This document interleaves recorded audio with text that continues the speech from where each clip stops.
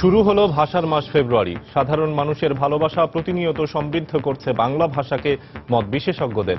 আজই উদ্বোধন হচ্ছে প্রাণের উৎসব অমর একুশে গ্রন্থমেলা।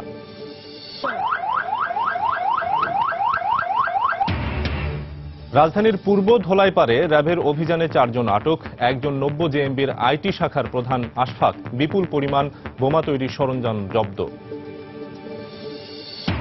পদ্মা সেতুতে পুরোদমে চলছে পাইলিংয়ের কাজ, গতি এসেছে নদী শাসনেও। তদারকিতে যোগ দিচ্ছেন বিশ্বের বেশ কয়েকটি দেশের বিশেষজ্ঞ।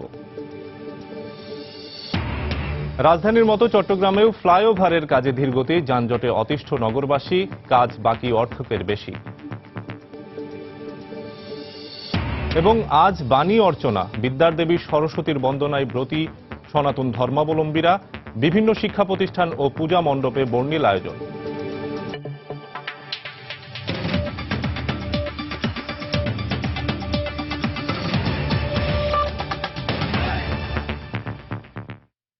সময় সংবাদের সঙ্গে আছি আমি শফিক মোহাম্মদ।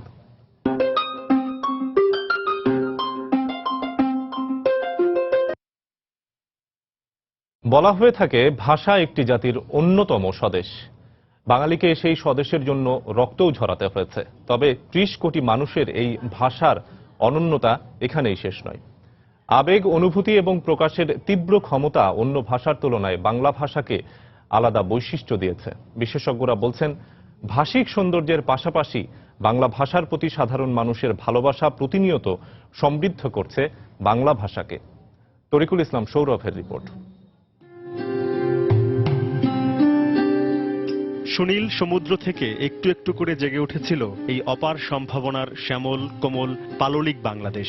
নদীবাহিত এই বদ্বীপ প্রাকৃতিক সৌন্দর্যের লীলাভূমি। প্রকৃতির মতো এখানকার ভাষাও কোমল এবং গতিময়। আর এই ভাষা চেতনার নিয়ামক বলে বাঙালির প্রাণেশ্বর হয়ে উঠেছে স্বভাবতই। তাই এই ভাষা মুখ থেকে কেড়ে নেয়ার প্রশ্নে বাঙালি বসে থাকেনি, জীবন দিয়েছে, তবুও মাতৃভাষার দাবি ছাড়েনি। তবে এই রক্তাক্ত ইতিহাসের মধ্যেই বাংলা ভাষার সবটুকু গৌরব নিহিত নয়।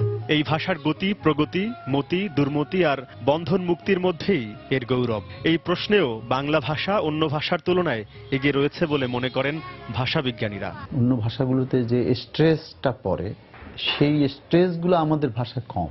আমাদের ভাষার কোমলতা বেশি। ও, ইয়, ন, দুটো ন, ম, এইগুলো যখন ভাষায় থাকে তখন সে কোমল করে দেয়। এই কোমলতাই শ্রুতি মাধুর্য তৈরি করে। মোদের গরম, মোদের আশা, আমরে বাংলা ভাষা। বাংলা পৃথিবীর সবচেয়ে মধুর ভাষার স্বীকৃতি পেয়েছে বেশ আগেই। এই অঞ্চলের মানুষের আনন্দ বাংলা ভাষায় নেচে ওঠে ময়ূরের মতো। বেদনা আর দুঃখ থরথর করে এই ভাষাতেই। এই ভাষাতেই সত্য মিথ্যা, প্রেম অপ্রেম। আমি বাংলার গান গাই, আমি আমার, আমি কেচি। বাংলা ভাষার ভাষিক সৌন্দর্য অর্জনে সাধারণ মানুষই রেখেছে সবচেয়ে বড় ভূমিকা। বাংলার কৃতিত্ব যেটা, সেটা হচ্ছে বাংলা এদেশের শাসক বর্গের ভাষা কখনোই ছিল না।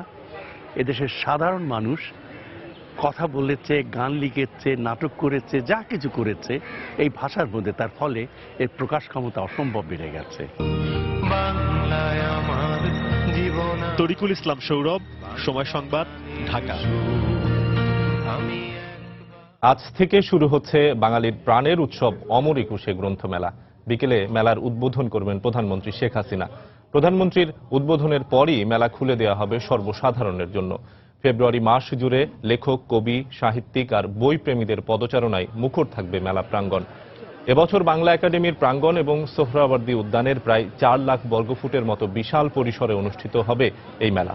সোহরাওয়ার্দী উদ্যানকে 12টি চত্বরে সাজিয়ে মেলার প্রাঙ্গণ পূর্ব থেকে পশ্চিমে সরিয়ে আনা হয়েছে। এখানেই রাখা হচ্ছে শিশু কর্নার। বইয়ের মোড়ক উন্মোচনের জন্য এবার প্রথমবারের মতো মঞ্চও হচ্ছে উদ্যানে।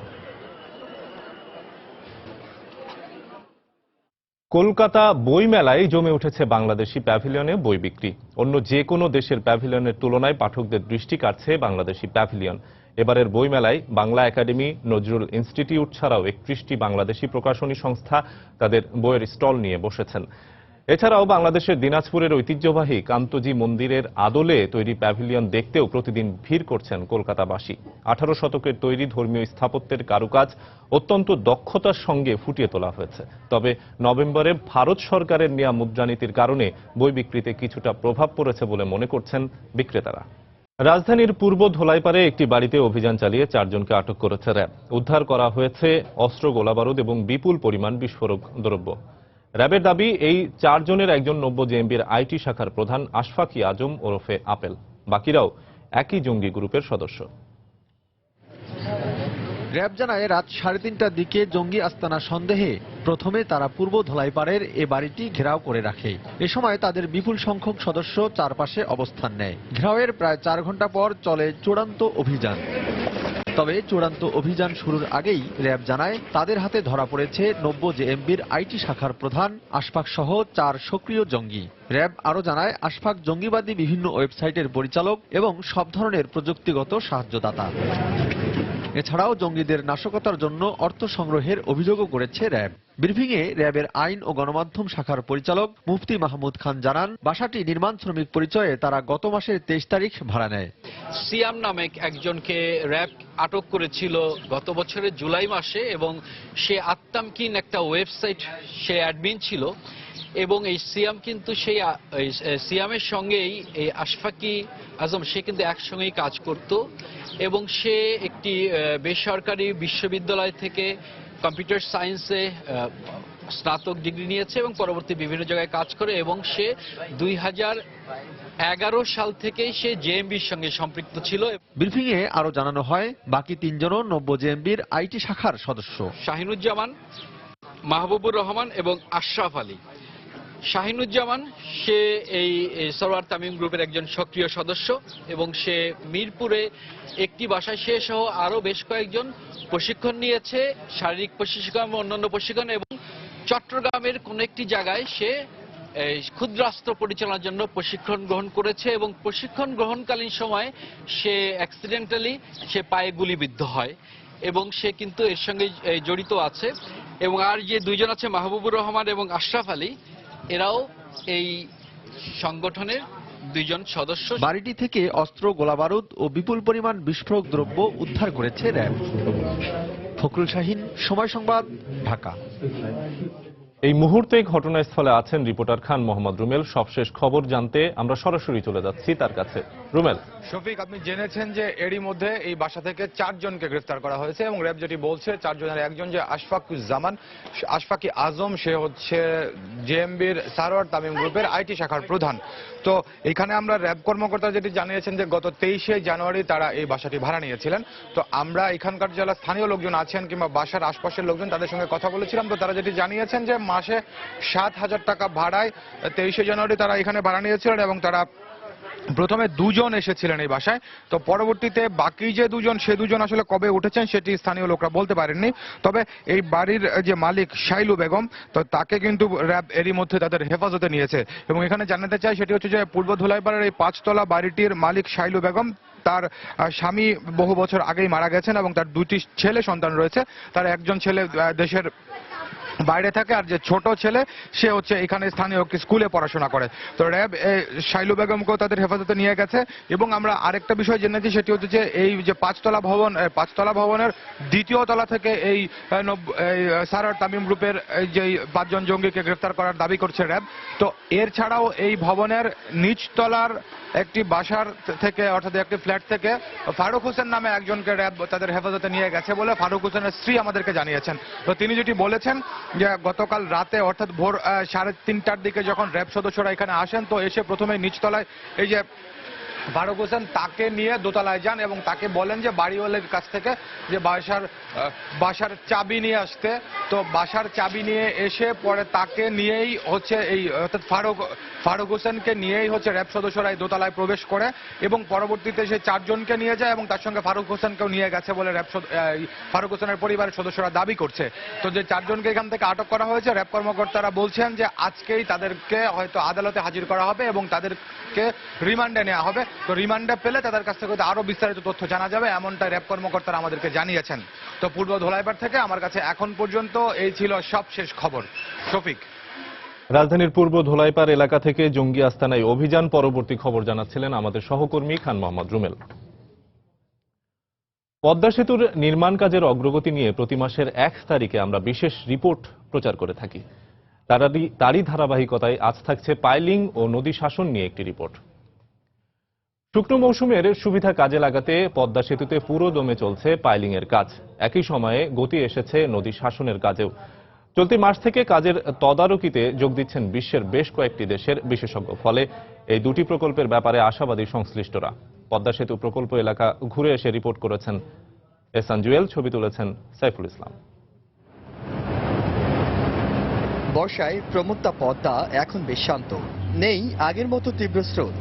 নদীর এই রূপ গতি আনছে পদ্মা সেতুর নির্মাণ কাজে। মূল পদ্মা সেতুর পিলার 42টি, এক একটি পিলারে 6টি করে মোট 252টি পাইল মাটিতে বসানো হবে। এখন পর্যন্ত জাজিরার 37 ও 38 নম্বর পিলারে 6টি করে পাইল বসানোর কাজ শেষ। দুই প্রান্ত মিলিয়ে মোট 39টি পাইলের নিচের অংশ এবং 15টি পাইল পুরোপুরি মাটিতে বসানো হয়েছে। একসঙ্গে চলছে মোট 11টি পিলারের কাজ। নতুন করে এখন 4 নম্বর পিলারে কাজ শুরু করার পরিকল্পনা নেওয়া হচ্ছে। বর্ষায় নদীতে তীব্র স্রোতের কারণে এই মাওয়া প্রান্তে কাজ করা বেশ কঠিন ছিল। এই সময়টায় কাজ হয়েছে চ্যানেলের মধ্যে জাজিরা প্রান্তে।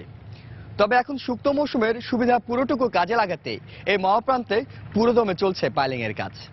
6 ও 7 নম্বর পিলার দুটিকে মোটামুটি প্রস্তুত করে নেওয়ার পর এখন কাজ ধরা হয়েছে এই 4 নম্বর পিলারের। এখানে এর মধ্যে বসিয়ে দেওয়া হয়েছে ক্যাপ, আর পাইলিং এর পুরো কাজটি শেষ করতে সময় লাগবে 1 থেকে 1.5 মাস। প্রাপ্ত তথ্য বলছে ফেব্রুয়ারি পর্যন্ত মূল সেতুর কাজ 43.78 ভাগ শেষ হওয়ার কথা থাকলেও কাজ হয়েছে 38.48 ভাগ। তবে আগামী বর্ষার আগে কাজ বেশ এগিয়ে নেওয়ার ব্যাপারে আশাবাদী প্রকল্প সংশ্লিষ্টরা। যেই এক্সপেকটেশন লেভেলে আমাদের যায় নাই, এই কাজের গতি যা হওয়া দরকার, ডিসেম্বর, জানুয়ারি, ফেব্রুয়ারি, মার্চ, এপ্রিল এগুলো হলো আপনার কাজের পিক থাকে সিভিল কনস্ট্রাকশনে। আমরা আশা করছি ভবিষ্যতে দিন দিনই বাড়বে। সেতু থেকে সড়কে নামার জন্য জাজিরা প্রান্তে ভায়াডাক্টের কাজে ব্যাপক গতি এলেও এখন পর্যন্ত মাওয়া প্রান্তে কাজ শুরু করা সম্ভব হয়নি। মূল সেতুর কাজে গতি আনতে চলতি মাস থেকে এই কাজে যোগ দেবেন যুক্তরাষ্ট্র, অস্ট্রেলিয়া এবং হংকং এর 3টি প্রতিষ্ঠানের বিশেষজ্ঞরা।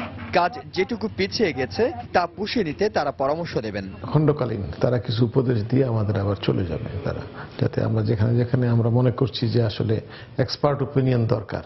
আমেরিকার একটা ফার্ম আসতেছে, অস্ট্রেলিয়ার একটা ফার্ম আসতেছে, হংকং থেকে আসতেছে। বর্ষায় ব্যাহত হয়েছে নদী শাসনের কাজও। এখন পর্যন্ত 35.35 ভাগ কাজ সম্পন্ন করার লক্ষ্য থাকলেও সম্ভব হয়েছে 35.94 ভাগ। অন্য 3টি প্রকল্পের মধ্যে জাজিরা প্রান্তের সংযোগ সড়কের কাজ 90 ভাগ এবং সার্ভিস এরিয়া ও মাওয়া প্রান্তের সংযোগ সড়কের কাজ প্রায় 100 সম্পন্ন হয়েছে। এহসান জুয়েল, সময় সংবাদ, মুন্সিগঞ্জ। সময় সংবাদে আরো থাকছে। গাইবান্ধা স্কুল কলেজের শিক্ষার্থীদের উদ্যোগে কমিউনিটি রেডিও তথ্য সেবা পাওয়ায় জনপ্রিয় হয়ে উঠছে প্রত্যন্ত অঞ্চলেও।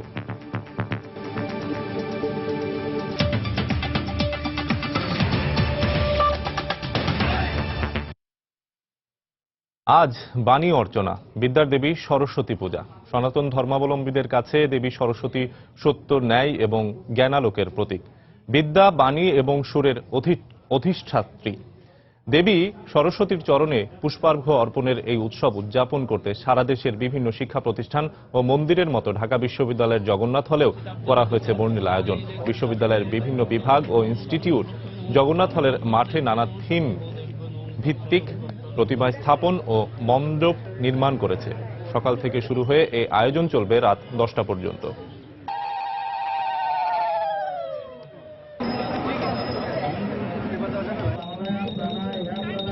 সরস্বতী পূজা উপলক্ষে দেশের বিভিন্ন শিক্ষা প্রতিষ্ঠান ও পূজা মণ্ডপে চলছে নানা আয়োজন। এই মুহূর্তে ঢাকা বিশ্ববিদ্যালয়ের জগন্নাথ হলে আছেন রিপোর্টার সেলিয়া সুলতানা এবং চট্টগ্রামের জে.এম. সেন হল প্রাঙ্গণে আছেন রিপোর্টার পার্থপ্রতিম বিশ্বাস। পূজার খবর জানতে আমরা চলে যাচ্ছি তাদের কাছে। প্রথমেই চলে যাচ্ছি সেলিয়ার কাছে। সেলিয়া, আপনি জানেন যে আজ সরস্বতী পূজা এবং সকাল 8টা থেকে কিন্তু পূজা অর্চনা সব ধরনের পূজার যে আনুষ্ঠানিকতা রয়েছে সেটি কিন্তু গতকাল রাত থেকেই আসলে শুরু হয়েছে এবং যেহেতু মাঘ মাসের পঞ্চম যে তিথি, সে তিথিতে আসলে এই পূজাটি অনুষ্ঠিত হয় এবং গতকাল রাত থেকেই কিন্তু আমরা দেখেছি যে জগন্নাথ হলের মাঠে বিভিন্ন বিভাগগুলো যে সরস্বতী পূজার আরাধনায় আসলে প্রতিমা স্থাপন থেকে শুরু করে সব ধরনের আনুষ্ঠানিকতা করেছেন এবং সকাল 8টা থেকে আমরা দেখেছি যারা পুরোহিত রয়েছেন তারা পূজা অর্চনার মাধ্যমে কিন্তু আপনারা জানেন যে দুধ, মধু, দই, ঘি এবং চন্দন এবং কর্পূর দিয়ে আসলে সরস্বতী দেবীকে আহ্বান করা হয় এবং সেই আহ্বানের মাধ্যমেই কিন্তু আমরা জানতে পেরেছি যে বিশেষ করে যেহেতু বিদ্যার দেবী বলা হয় সরস্বতীকে, সেক্ষেত্রে আসলে জ্ঞান এবং বিদ্যার দিক থেকে যেন আসলে সবাই যেন আসলে জ্ঞান আরোহণ করতে পারেন এবং সব ধরনের বিদ্যা অর্জন করতে পারেন সেই বিষয়গুলোর দিকে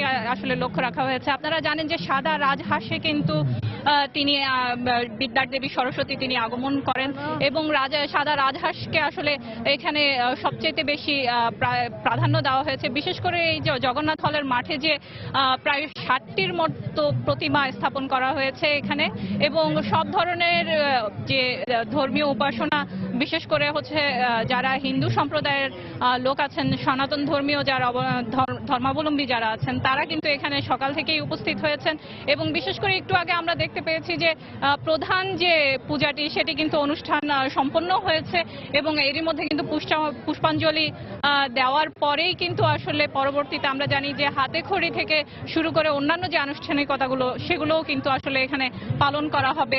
এখন পর্যন্ত আসলে জগন্নাথ হলের মাঠে আপনারা দেখতে পাচ্ছেন বেশ উৎসাহ উদ্দীপনার মাধ্যমে কিন্তু সব ধরনের বিশেষ করে সনাতন ধর্মাবলম্বী যারা আছেন তারা আসছেন।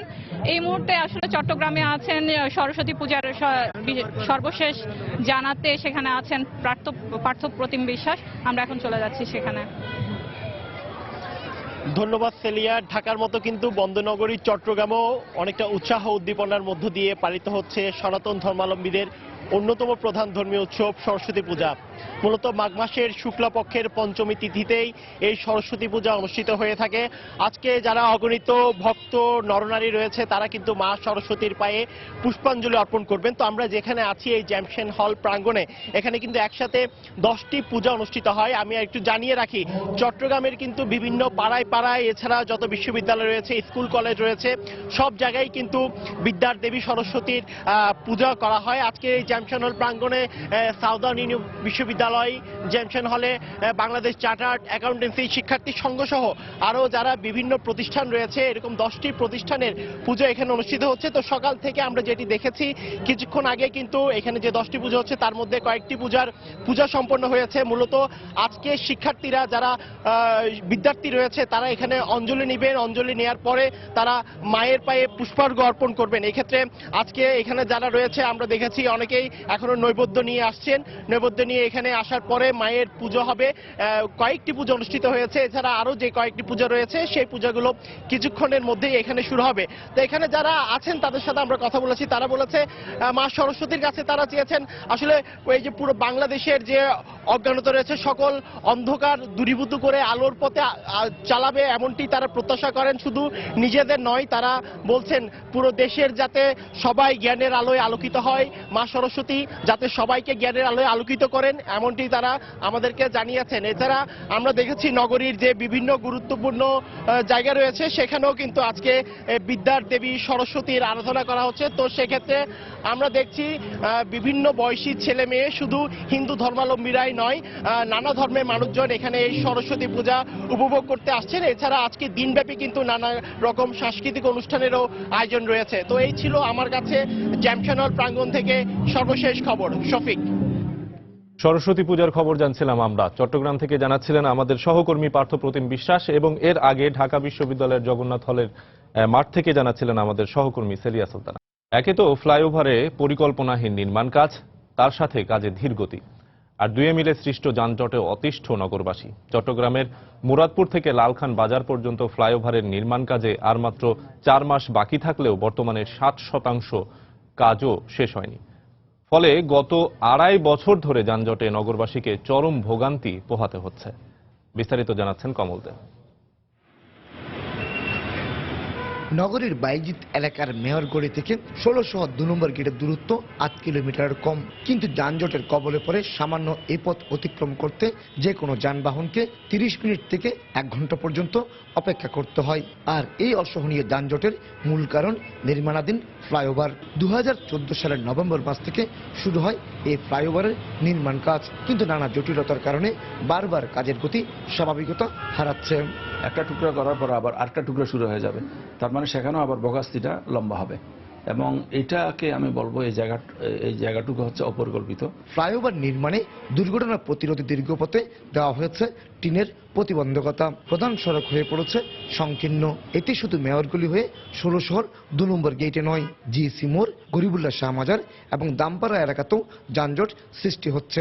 ফ্লাইওভারে কাজ চলতেছে, কাজ দ্রুত কাজ হইতেছে না, অনেক যানজট আছে। আমরা স্কুল টাইমে বাচ্চাদের কষ্ট হয়, আমরা গাড়ি চালাই না, ২-৩টা জাম লেগে থাকে। কেউ দিয়ে ঢুকেছে, কেউ দিয়ে ঢুকেছে, মানে এলোমেলো করে গাড়ি যার ইচ্ছা মতো সে চালাই। প্রধান সড়কের যানজট এড়াতে কিছু কিছু যানবাহন পার্শ্ববর্তী গলি উপগলি ব্যবহার করায় প্রবর্তক মোড়, গোলপাহাড়, মেহেদিবাগ এলাকাতেও যানজট সৃষ্টি হচ্ছে।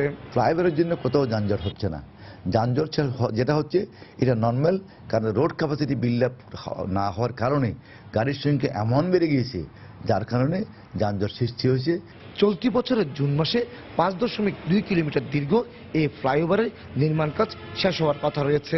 মুরাদপুর থেকে লালখান বাজার পর্যন্ত বিস্তৃত এই ফ্লাইওভারে ১৬ শহর ২ নম্বর গেটে ২টি, জিসি মোড়ে 2টি এবং ওয়াসার মোড় এলাকায় আরও একটি লুপ রাখা হবে। কমল দে, সময় সংবাদ, চট্টগ্রাম। সময় সংবাদে আরো থাকছে। নারায়ণগঞ্জের মোকাম থেকে পাট রপ্তানি নেমে এসেছে প্রায় অর্ধেকে। মজুদ থাকায় লোকসানে ব্যবসায়ীরা, বেকার হয়ে পড়ছেন শ্রমিকরা। প্রান্তিক জনগোষ্ঠীর দাঁড়ে দাঁড়ে তথ্য পৌঁছে দিচ্ছে স্কুল কলেজের পড়ুয়া শিক্ষার্থীরা। তথ্য বিপ্লবের মধ্য দিয়ে সমাজকে বদলে দিতে চান তারা। এজন্য তারা বেছে নিয়েছেন কমিউনিটি রেডিও। তথ্য সেবা পাওয়ায় গাইবান্ধার প্রত্যন্ত অঞ্চলের মানুষের কাছে প্রতিদিন জনপ্রিয় হয়ে উঠছে এই মাধ্যমটি। হেদায়েতুল ইসলাম বাবুর প্রতিবেদন, ক্যামেরায় ছিলেন ওবায়দুল ইসলাম। আপনার কি এখনো মনে হয় যে আমাদের দলিত সম্প্রদায়ের যে সমস্যাগুলো? ইতি ও জ্যোতি রবিদাস পরিবারের 2 বোন, জন্ম দলিত সম্প্রদায়ে। কিছুদিন আগেও বাড়ি ও শিক্ষা প্রতিষ্ঠানে সীমাবদ্ধ ছিল তাদের জীবন, কিন্তু এখনকার চিত্র ভিন্ন। কমিউনিটি রেডিওর কল্যাণে অবহেলিত সমাজের সুধা কণ্ঠ হয়ে তারা যেন গাইতে শুরু করেছে জীবনের জয়গান। স্কুল কলেজ পড়ুয়ারাও যুক্ত হচ্ছে তাদের দলে। শুধু যে আমি জনগণকে সচেতন করছি তা না, এই রেডিওর মাধ্যমে আমি নিজেকেও সচেতন করছি এবং নিজেও কিছু শিখতে পারছি। যে মানুষগুলোর কথা মানুষ অনেকেই জানে না, তাদের কথাগুলো আমি রেডিওর মাধ্যমে বা নিউজের মাধ্যমে আমি সবার কাছে পৌঁছে দিতে পারছি। ছোট হোক, আমরা একটা নির্দিষ্ট এলাকায় কাজ করি, কিন্তু তারপরও আমরা কিন্তু চেষ্টা করি পুরা গাইবান্ধাবাসীকে এই বিষয়টা জানায় দিতে। রেডিওটির স্বেচ্ছাসেবক কর্মীরা প্রতিনিয়ত মাঠে ঘাটে ছুটে বেড়ান, তুলে আনেন প্রান্তজনের সুখ দুঃখের গল্প। এরপর সংবাদ, নাটক সহ বিভিন্ন অনুষ্ঠানের মধ্য দিয়ে রেডিওর মাধ্যমে ছড়িয়ে দেন তারা। প্রান্তিক জনগোষ্ঠীর শ্রোতাদের মতে অন্ধকারে আলোকবর্তিকার মতো ভূমিকা রাখছে এই রেডিও। আমরা রেডিও সারা বেলা শুনি, আমি শুনি, আমার পরিবার শুনে। এখান থেকে আমরা বিভিন্ন খেলাধুলা সংবাদ শুনতে পাই। শুধু তাই নয়, পিছিয়ে পড়া এই জনপদের তরুণদের এগিয়ে নিতেও কাজ চলছে বলে জানালেন রেডিওটির কর্মকর্তারা। আর সাধারণের ঘরে তথ্য পৌঁছে দিতে রেডিওটি অগ্রণী ভূমিকা রাখছে বলে মনে করেন জেলা তথ্য কর্মকর্তা। রেডিও প্রোগ্রামের যে বিভিন্ন ফর্ম আছে, সবগুলো ফর্ম ব্যবহার করে তাদেরকে তথ্য দ্বারা সমৃদ্ধ করবার চেষ্টা করছে। বিশেষ করে তারা স্বাস্থ্য, শিক্ষা, কৃষি সম্পর্কিত, তারপর সামাজিক যেসব সমস্যা রয়েছে সেসব বিষয়ে সচেতনতা সৃষ্টি করার জন্য কমিউনিটি রেডিও খুবই গুরুত্বপূর্ণ ভূমিকা পালন করছে। 2016 সালের 14 এপ্রিল যাত্রা শুরু করে রেডিও সারাবেলা। রেডিওটিতে স্কুল কলেজ পড়ুয়া শতাধিক স্বেচ্ছাসেবক কাজ করছে। হেদায়েতুল ইসলাম বাবু, সময় সংবাদ, গাইবান্ধা। আবারও সরস্বতী পূজার খবর। সরস্বতী পূজাকে কেন্দ্র করে রাজশাহী বিশ্ববিদ্যালয়ে বিদ্যার দেবী বাণী অর্চনা করছেন সনাতন ধর্মের অনুসারীরা। এই মুহূর্তে সেখানে রয়েছেন রিপোর্টার সাইফুর রহমান রকি এবং সিলেট কৃষি বিশ্ববিদ্যালয়ে আছেন সহকর্মী আব্দুল আহাদ। আমরা সরাসরি চলে যাচ্ছি তাদের কাছে। প্রথমে যাচ্ছি রকির কাছে। শফিক, 12 মাসে 13 পার্বণ, এটি হিন্দু ধর্মাবলম্বীর ক্ষেত্রে কিন্তু প্রযোজ্য। তার একটি উদাহরণ আজকে এই যে সরস্বতী পূজা চলছে রাজশাহীতে। এই রাজশাহীর বিশ্ববিদ্যালয়ে এখন আমি আছি, রাজশাহী বিশ্ববিদ্যালয়ে এখন পূজা শুরু হয়েছে। তো আমরা দেখতে পাচ্ছি যে প্রায় 9:30 থেকে এই পূজা শুরু হয়েছে এবং পূজা এখন শেষের দিকে। তো পূজার শেষে এখন এসে অঞ্জলি দেওয়া হবে এবং পরে ভক্তদের মাঝে প্রসাদ বিতরণ করা হবে। এছাড়াও আজকে সন্ধ্যায় সাংস্কৃতিক অনুষ্ঠান আছে এবং আগামীকালকে 11টার দিকে এই প্রতিমাগুলো একসাথে বিসর্জন করা হবে। এর মধ্য দিয়ে এর আনুষ্ঠানিকতা যে আছে সরস্বতী পূজার সেটি শেষ হবে। আমরা এখানে দেখতে পাচ্ছি যে এটি একটি হলের মধ্যে কিন্তু অনুষ্ঠিত হচ্ছে সরস্বতী পূজার আনুষ্ঠানিকতা। এর মধ্যে আমরা দেখতে পাচ্ছি ছেলে মেয়ে উভয়ে কিন্তু আছে। আর এই সরস্বতী পূজাটা মূলত আসে, এটির যে তাৎপর্য সেটি আমরা জেনেছি যে এটিকে বিদ্যার দেবী বলা হয়। এই বিদ্যার দেবী আসেন এবং বিদ্যার দেবী আসেন যাতে করে এই শিক্ষার্থীদের মাঝে যে বিদ্যা সেটি যেন ছড়িয়ে পড়ে, জ্ঞানের আলো যাতে ছড়িয়ে পড়ে, সেই জন্যই মূলত আসে এই সরস্বতী পূজা, এটি বলছেন। তো আমরা এখানে একজন শিক্ষার্থীর সাথে কথা বলবো। আচ্ছা, আপনাদের এই সরস্বতী পূজার তাৎপর্যটা কি? আমরা মূলত আমাদের মাতা দেবীর কাছে আমাদের সব সময় আমরা জানি সরস্বতী বিদ্যার দেবী। এই মাতা সরস্বতীর কাছে আমাদের সব সময় আমরা প্রার্থনা করি যেন আমরা এখানে বিশ্ববিদ্যালয়ে যে উদ্দেশ্যে ভর্তি হয়েছি এই তাৎপর্য বিশ্ববিদ্যালয়ের প্রকৃত জ্ঞান নিয়ে আমরা দেশ এবং দশের কল্যাণে নিজেদের নিয়োজিত করতে পারি, এই আমাদের মাতা দেবীর কাছে সবসময় প্রার্থনা থাকে। ধন্যবাদ আপনাকে। আপনি শুনছিলেন যে বিশ্ববিদ্যালয়ে যে উদ্দেশ্যে ভর্তি হয়েছে অর্থাৎ জ্ঞানের আলোয় আলোকিত হতে, সেটি যেন এতে এই সরস্বতী পূজার মধ্য দিয়ে সেটি যেন কামনা সবার। তো এমনটাই বলছিলেন এখানকার যেমন ভক্ত অনুরাগীরা আছেন তারাই এটি বলছিলেন। তো এছাড়া কিন্তু ব্যাপক উৎসাহ উদ্দীপনার মধ্য দিয়ে হিন্দু ধর্মাবলম্বীদের এই সরস্বতী পূজাটি কিন্তু পালিত হচ্ছে রাজশাহীতে। তো এই ছিল রাজশাহী থেকে আমার কাছে সরস্বতী পূজার খবর। এখন আমরা চলে যাচ্ছি আমাদের সহকর্মী আব্দুল আহাদের কাছে সিলেটে। হ্যাঁ রকি, আপনি যেমনটি বলছিলেন যে আপনার রাজশাহীর মতো সিলেটেও আজ সরস্বতী পূজা পালিত হচ্ছে। আসলে বাংলাদেশ হচ্ছে নানা জাতি ধর্ম বর্ণ গোষ্ঠীর এই বাংলাদেশে আজকে সরস্বতী পূজা একটি অন্যরকম ভিন্ন মাত্রা যোগ করেছে এবং সারা দেশের মতো সিলেটের যে সবগুলো শিক্ষা প্রতিষ্ঠানে আজ সরস্বতী পূজা চলছে। আমরা এখন আছি সিলেট কৃষি বিশ্ববিদ্যালয়ে। আপনারা যেমনটি দেখতে পাচ্ছেন এই বিশ্ববিদ্যালয়ে গত রাত থেকে মূলত শুরু হয়েছে এই পূজার আনুষ্ঠানিকতা প্রতিমা স্থাপনের মধ্য দিয়ে এবং আজ সকালে এই মূলত সরস্বতী দেবীকে তারা দুধ মধু দই চন্দন এগুলো দিয়ে আসলে গোসল করানোর মাধ্যমে পূজা চলছে এবং এখন আরতি চলছে এবং এই দেবীর চরণে আসলে পুষ্পাঞ্জলি অর্পণ করছেন যে ভক্ত যারা আছেন তারা।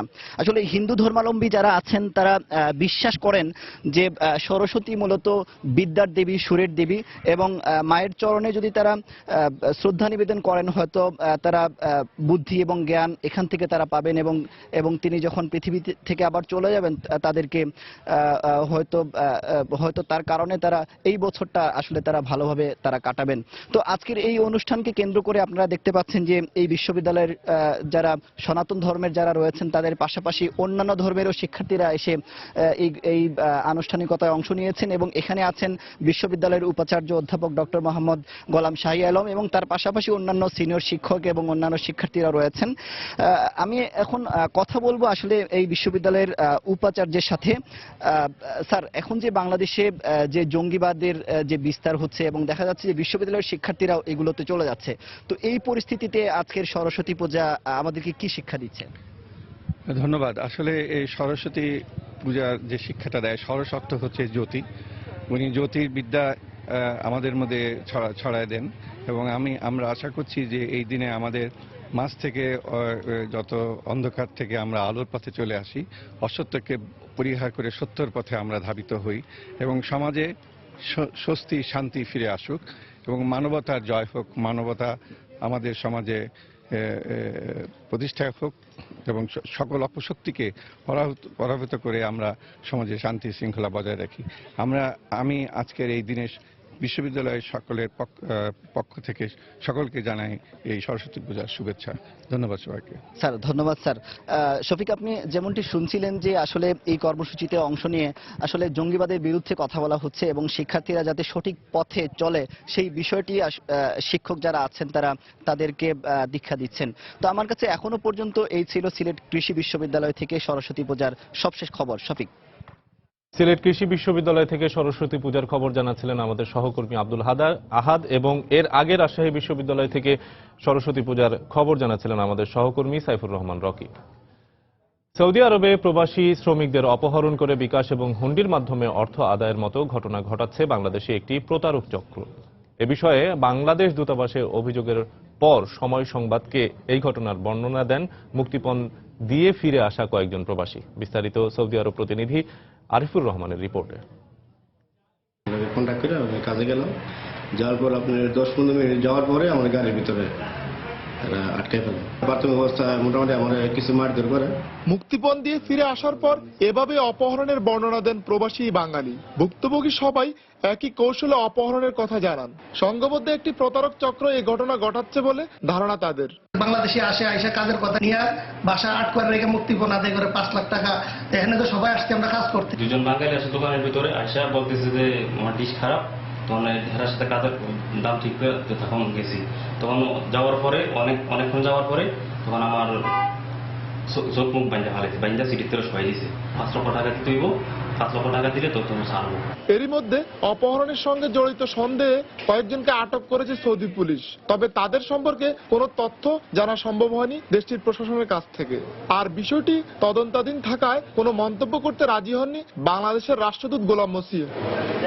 কয়েকজন দুষ্কৃতিকারীর এই ধরনের অপকর্মের কারণে দেশের সুনাম ক্ষুণ্ণ হওয়ার আশঙ্কা করছেন প্রবাসী বাংলাদেশিরা। বাংলাদেশিরা অপকর্মের সাথে জড়িত কিডন্যাপের মতো কাজ করে যাচ্ছেন, তাদের কাছে অনুরোধ এসব ধরনের কোনো কাজ আপনারা করবেন না। বাংলাদেশ সরকারের সাথে সৌদি গভর্নমেন্টের যে সুসম্পর্কটা আছে সেটা যেন বজায় রাখে।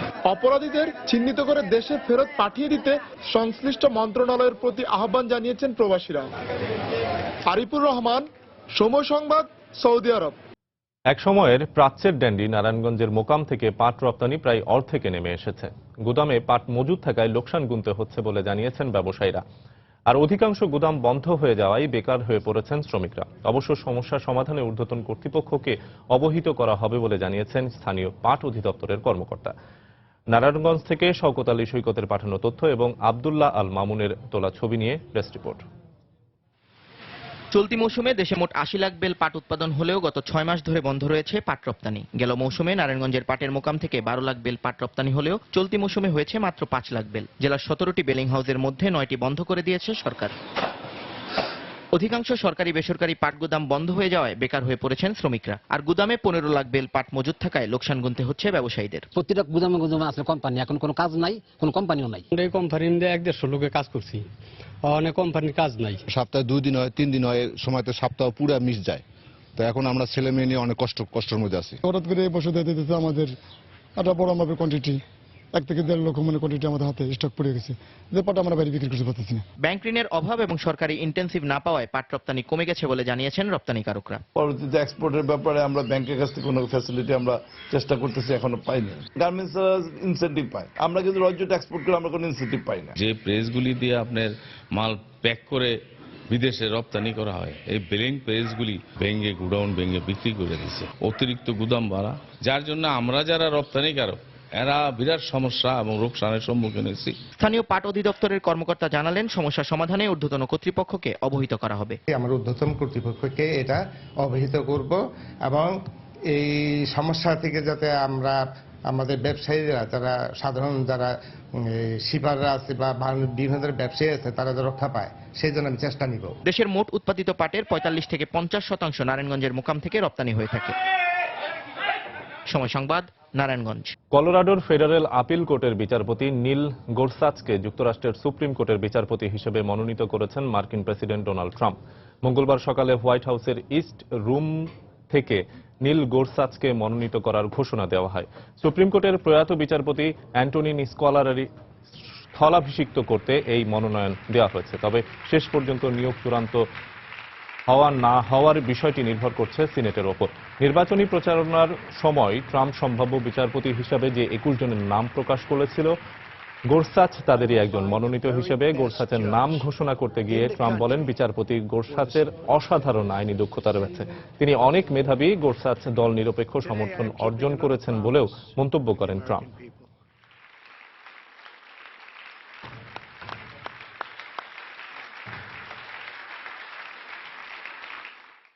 খেলার খবর।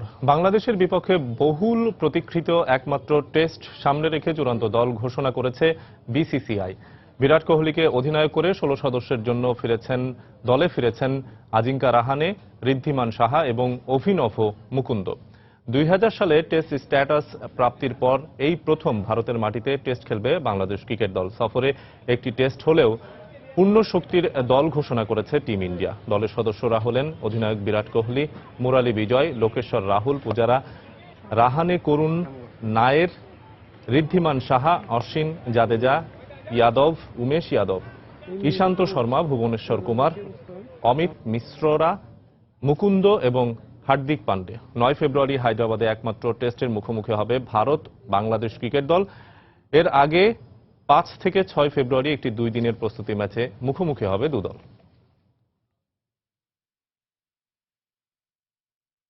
ভারত সফরকে সামনে রেখে সহকারী কোচ রিচার্ড হ্যালসলের অধীনে অনুশীলন শুরু করল প্রাথমিক দলে থাকা সদস্যরা। তবে অনুশীলনে উপস্থিত ছিলেন না সাকিব আল হাসান এবং মুস্তাফিজুর রহমান। এদিকে মুশফিক ভারত সিরিজের জন্য সম্পূর্ণ ফিট হলেও ইমরুল এবং মমিনুল এখনো ম্যাচ ফিট নন বলে জানিয়েছেন দলের সহকারী কোচ। এছাড়া ভারতের কন্ডিশন এবং শক্তিমত্তা বিবেচনা করেই চূড়ান্ত দল ঘোষণা করা হবে বলে জানান তিনি। 9 ফেব্রুয়ারি প্রথমবারের মতো সাদা পোশাকের ক্রিকেটে ভারতের মাটিতে মাঠে নামবে বাংলাদেশ জাতীয় ক্রিকেট দল। তবে এর আগে ঘরের মাটিতে প্রস্তুতিতে আনুষ্ঠানিক না হলেও পুরো অনুশীলনই হচ্ছে ক্রিকেটারদের ইচ্ছা অনুযায়ী। দিনের শুরুতে তামিম ও মিরাজের সাথে অনুশীলন করেছেন পুনর্বাসন প্রক্রিয়ায় থাকা ইমরুল কায়েস। পরে দুপুরে আবারও মুশফিক রিয়াদদের সাথে দীর্ঘ সময় নেটে ব্যাটিং অনুশীলন করেন ইমরুল। ছিলেন স্কোয়াডে থাকা বাকি ক্রিকেটাররাও, যদিও উপস্থিত ছিলেন না সাকিব ও মুস্তাফিজরা। এদিকে নিউজিল্যান্ড সিরিজে ইনজুরিতে পড়া মুশফিক কোনো প্রকার ব্যথা অনুভব ছাড়াই ব্যাটিং ও কিপিং অনুশীলন করেছেন বলে জানিয়েছেন সহকারী কোচ রিচার্ড হ্যালসল। মুশফিককে আমার দেখে ফিট মনে হয়েছে, কারণ ইনজুরি আক্রান্ত অংশে কোনো ব্যথা ছাড়াই সে দীর্ঘ সময় ধরে ব্যাটিং এর পাশাপাশি কিপিং করেছে, যা সত্যি ইতিবাচক। এছাড়া মুমিনুল ও ইমরুল ফিল্ডিং না করলেও ব্যাটিং করেছেন। আর দল ঘোষণার আগে তো ফিজিও তাদের পরীক্ষা নিরীক্ষা করবেনি। কন্ডিশন কোন দলের পারফরমেন্স খারাপের মূল কারণ হতে পারে না বলে মনে করেন রিচার্ড। তাই হায়দ্রাবাদের উইকেট, প্রতিপক্ষের শক্তিমত্তা সহ সবকিছু বিবেচনা করেই কোচ, বোর্ড ও অধিনায়ক মিলে সিদ্ধান্ত নেবেন বলে জানান তিনি। হায়দ্রাবাদের উইকেট বোলারদের জন্য যেমন ভালো, তেমনি ব্যাটিং এর জন্য। তাই সবকিছু বিবেচনা করেই কোচ ও অধিনায়ক মিলে মূলদল নির্বাচন করবেন বলে আমার বিশ্বাস। আর বাকিটা নির্ভর করছে নির্বাচকদের উপর। সবকিছু ঠিক থাকলে বুধবার ভারতের বিপক্ষে বহুল প্রতীক্ষিত টেস্টের জন্য দল ঘোষণা করবে বাংলাদেশ ক্রিকেট বোর্ড। নিয়ামতুল্লাহ বাবু, সময় সংবাদ, ঢাকা। এ পর্যায়ে শীর্ষ সংবাদ জানিয়ে দিচ্ছে আরেকবার। শুরু হলো ভাষার মাস ফেব্রুয়ারি। সাধারণ মানুষের ভালোবাসায় সমৃদ্ধ হয়েছে বাংলা ভাষা, মত বিশেষজ্ঞদের। বিকেলে প্রাণের উৎসব অমর একুশে গ্রন্থমেলার উদ্বোধন।